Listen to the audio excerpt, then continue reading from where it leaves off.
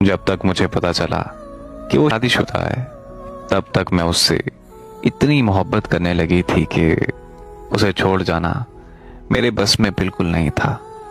ये जानते हुए भी कि उसके बीवी और बच्चे भी हैं, फिर भी मैंने उससे शादी कर ली। शादी के बाद उसने मुझे एक अलहदा घर लेके दिया। शादी का मेरे घर वालों को तो पता ही था, लेकिन उसने अपनी फैमिली को नहीं बताया हुआ था कि उसने दूसरी शादी भी कर ली है। वो हफ्ते में 3 दिन मुझसे मिलने आता था और बाकी के 4 दिन अपनी पहली बीवी और बच्चों के साथ गुजारता था। लेकिन कुछ महीनों बाद उसने मेरी तरफ आना बहुत कम कर दिया। मुझे जो वक्त उससे चाहिए था वो मुझे नहीं मिल पा रहा था, जिसकी वजह से हम में काफी झगड़े चलने लगे। मैं उसके इंतजार में सारी सारी रात रोती रहती थी, लेकिन उसे मेरा जर्रा बराबर भी एहसास नहीं होता था, बल्कि उसने मुझसे मिलना बिल्कुल बंद कर दिया, जिसकी वजह से मैं डिप्रेशन की मरीजा बन गई। तब मेरी जिंदगी में एक लड़का आया जो मेरा बहुत एहसास करने लगा।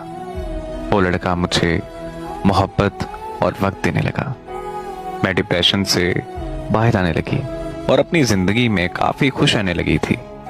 एक दिन उस लड़के ने कहा कि वो मुझसे मिलना चाहता है, तो मैंने उसे अपने घर बुला लिया और हम दोनों में वो सब हो गया जिस पे सिर्फ और सिर्फ मेरे शौहर का हक था। अभी वो लड़का मेरे घर ही था कि अचानक से मेरा शौहर आ गया।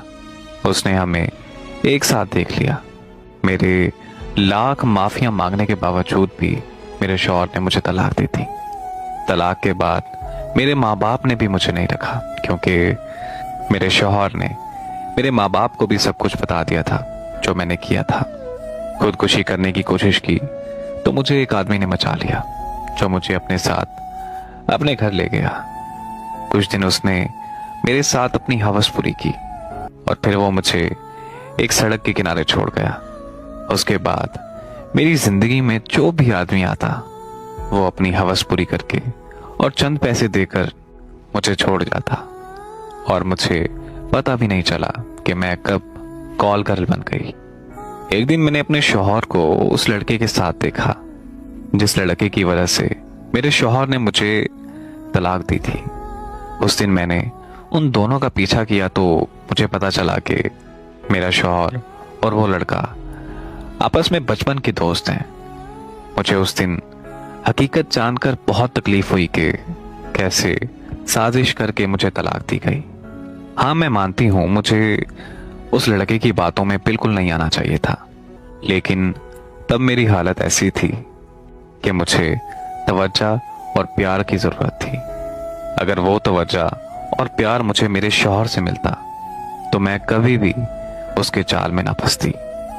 मुझे नहीं पता कि आज मेरी जिंदगी को तबाह करने वाली मैं खुद हूं या फिर मेरा शौहर, लेकिन मैं जिस दलदल में फंस चुकी हूं अब वहां से निकलना मेरा मुश्किल ही नहीं, नामुमकिन सी बात है, क्योंकि एक कॉल गर्ल को यह जमाना कभी अपने घर की इज्जत नहीं बनाता।